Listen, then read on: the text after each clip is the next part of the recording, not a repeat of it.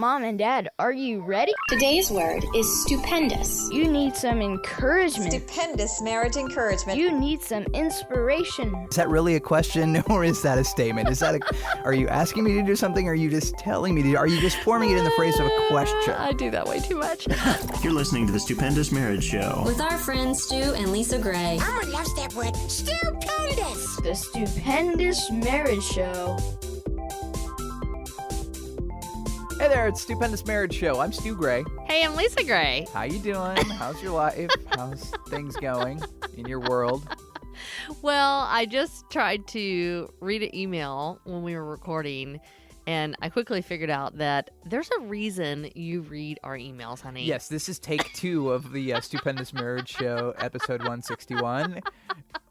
Well, that is what you do for a living. In my defense, that is not what I do for a living. That is true. So I was like, I can read this email. Yeah, I got it.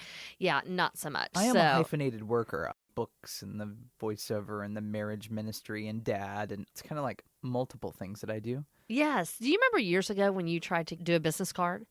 And you were going to do one with what do like... I pick? Which one do yeah, I do you put remember on that? here? Well, you said you were going to do like 3 different things on there. And I was like, that's crazy. It But is. yeah, that would be the case. But over the weekend, we got a really great email from a listener regarding the last episode. And I wanted to talk about it, but I'm going to make you read it. So will you read it for me, please? Thanks. Okay. Listen to the show today about a woman who felt guilty after sex with her husband. I've listened to many different Christian podcasts, read many Christian books about sex. I wanted to tell you, I don't think I've ever heard as biblical and balanced testimony about the steps that you walk through to repent of your premarital sex with others and each other. You covered a lot of scripture, plus introduced the whole breaking soul ties in a non-threatening way.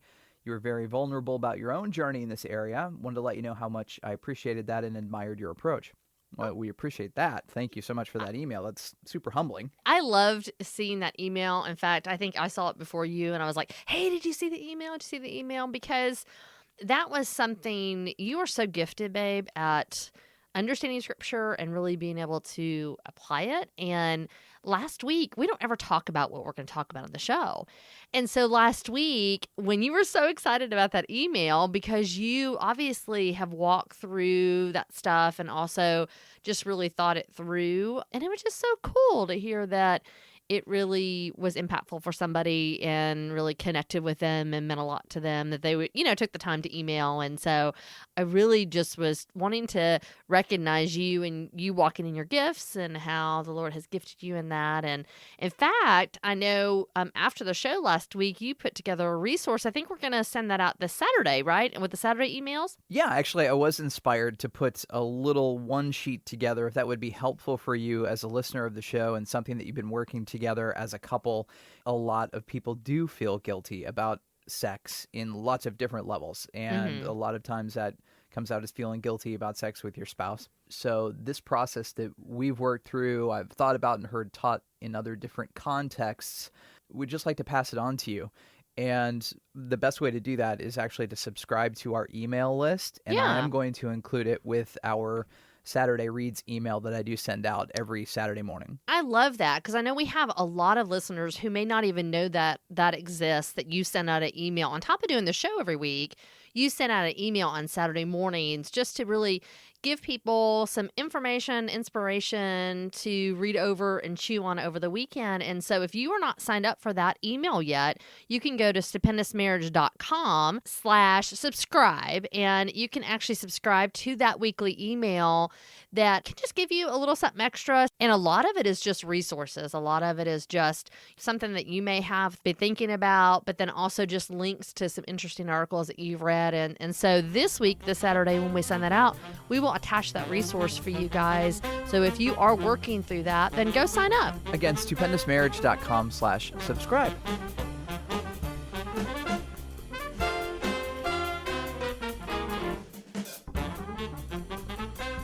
To send us an email, if you've got something you want to talk about in your marriage, click the big blue button at stupendousmarriage.com or on air at stupendousmarriage.com is the direct email. So here's email for today. My husband and I are in our mid to late 20s. We've only been married 7 months. I'm starting to wonder if he is becoming too dependent on me. One of the reasons I was attracted to him when we started dating was because he was a very independent person. I respected that about him. Since we've been married, it's been bothering me when he asks me to do things for him he could easily do for himself. Most of the time, they're just little things, but it's beginning to grate on me. Examples are like not getting something from the kitchen, finding lost objects, looking up information on the internet, running errands, solving problems. Normal adult stuff that we all have to do. I'm very giving by nature, and I do take good care of him, but I also try to treat him with respect and to not mother him.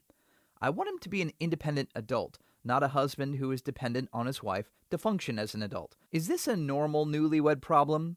Could I be overreacting? Or is he expecting too much mothering from me?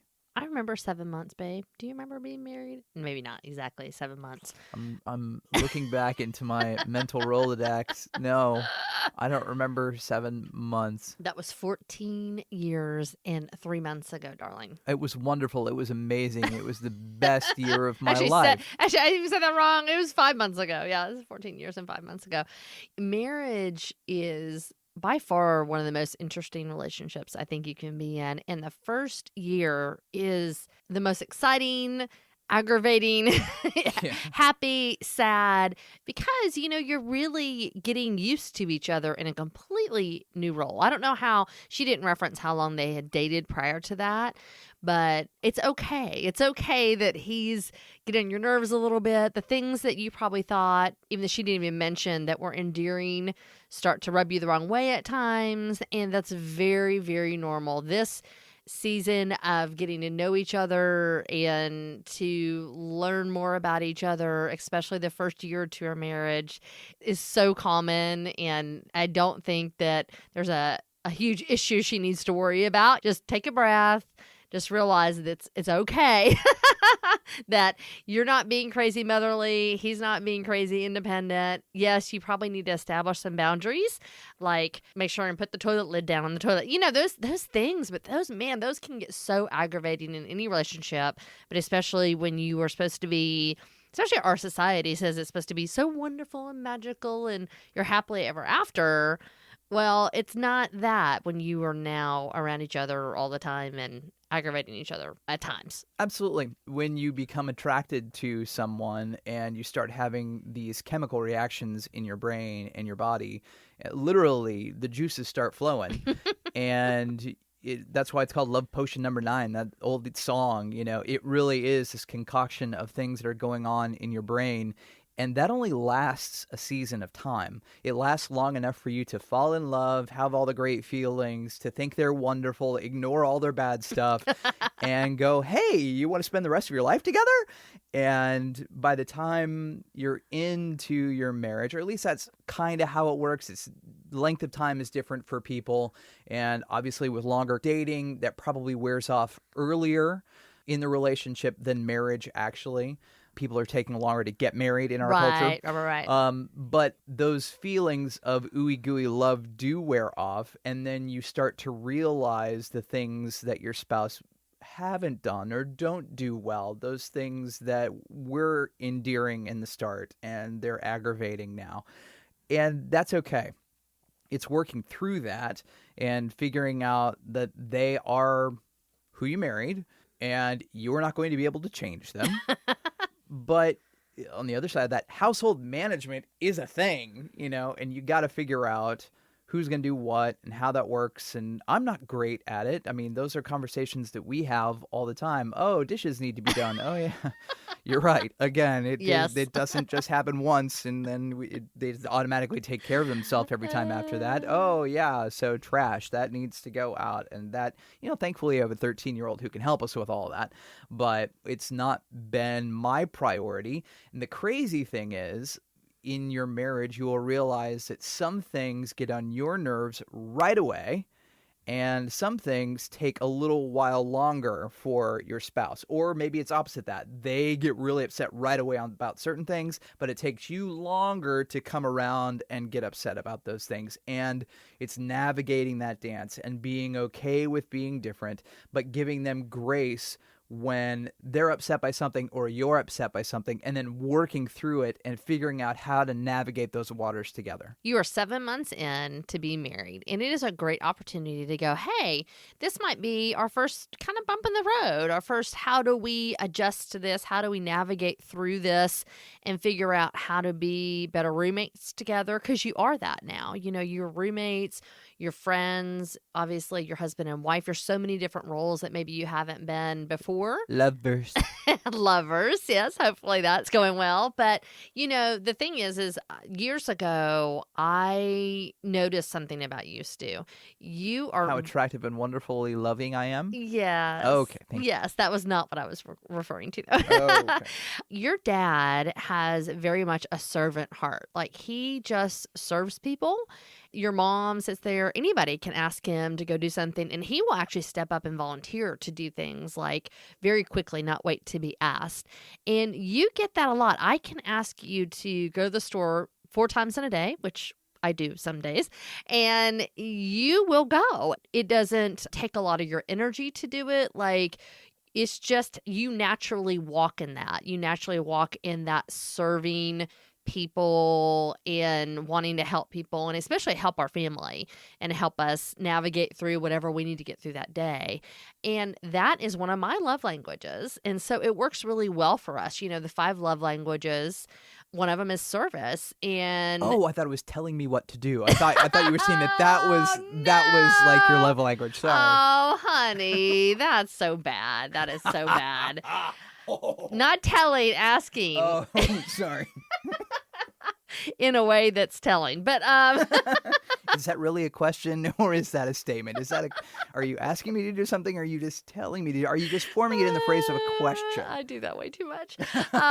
You know, that would be interesting to maybe find out from your husband. Like, you guys, if you haven't read the 5 Love Languages book, I would definitely recommend reading that and figuring out, and I would recommend that for anybody who's a newlywed, you know, figure out how you can love each other well. It's not that if Stu didn't serve me that he wouldn't love me well. I just wouldn't be receiving it as well as I could because he's not talking a language that I necessarily understand or relate to or connect to. And so I would really think about that, because it may be that your husband really has, and he may not even realize that one of his love languages is service, that he really loves for somebody to just take some stuff off of his plate.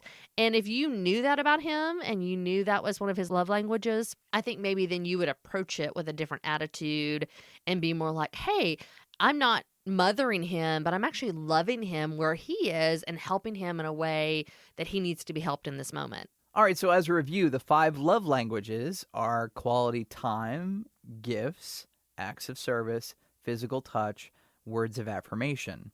If you've not read that book, like Lisa said, that is a great one to start with, to really think about how to love your spouse well. But you also begin to realize how you like to be loved. So in those conversations that you're going to be having, you can express how you like to be loved as well, because perhaps he is just taking advantage of the fact that you will serve him in this season, but he hasn't inquired of you how you like to be loved. And that may or may not be the case. It may not even be intentional, something that he's intentionally doing. But understanding each other and starting to unpack, you know, also thinking about childhood and how he was with his mom, how you were with your dad, the relationships that you've seen previously. I mean, I think a lot of people bring into their marriage the relationships that they saw, the marriages that they saw growing up, and kind of expect them on an unconscious level to be like that. And they're not, because you're different than those people, but just kind of really thinking about that and working through that. But don't worry, I think you guys are going to be great, and it's okay. And you asked the question if this is very common. It is common because you're just getting started. Stay with it, work through this, and keep going. We had a really cool interaction the other day, and it was unintentional. We're wandering through a thrift store in our area, and Lisa was cornered by this older gentleman. Not really cornered. She was walking around, and he kind of, like, I don't know, it was like a mosquito to a light bulb to you. Just very interesting. There was something, I think I was singing, pretending to sing on a microphone or something, and he proceeds to just go, oh, you have a lovely voice, which I really don't, which was funny, and then tells me that him and his wife are on their choir at church, and they do all this stuff and go all these places, and then next thing I know, he goes and gets his wife and brings her back over, and as soon as we start talking to them, I knew there was something special about them and about this meeting that we'd had, and so I just said, hey, would you mind if we record you for just a second? We do this marriage podcast, and they've been married for almost 60 years. It just really intrigued me to hear from them and what they know about marriage and thinking about marriage. We hope it blesses you, especially being newlyweds. So here's that quick conversation. My name is Matt Sharina. I'm 88 years old. I'm a cancer survivor, 12 years now, stomach cancer. I give God all the glory. And anyway, we sing in a choir. We were married 59 years. That's so awesome. Yeah. And so what would be your one piece of advice for people that are just getting started or people that maybe like us, they've been in it for a little bit, but not quite as long as you guys? Well, that's what I would do. Forgive. Okay? Now, do you agree? Do you have it? Yeah, I agree. And don't go to bed angry. Make up before you go to bed. Oh, yeah. Yeah. That's right. Awesome. Well, thank you guys so much. Yeah. It's so good to meet you. Well, we're excited for you guys for 60 years next year. So I'm 88. I won't tell you her age. That's probably good. She's 2 years younger. He's not telling. well, you both look amazing. So It's not us. It's the Lord. thanks again for your email. If you want to send one, on air at stupendousmarriage.com or the big blue button on the website, stupendousmarriage.com. We'll talk to you later. See ya. Yeah. Like the show? Like the show. Yeehaw. Share the podcast. Tell another couple. Hold on. Hold up. Yeehaw. Blah, blah, blah, blah. I wanted to tell you, I don't think I've ever heard as unbiblical. I can't say it. All right. Let's start over. Woo!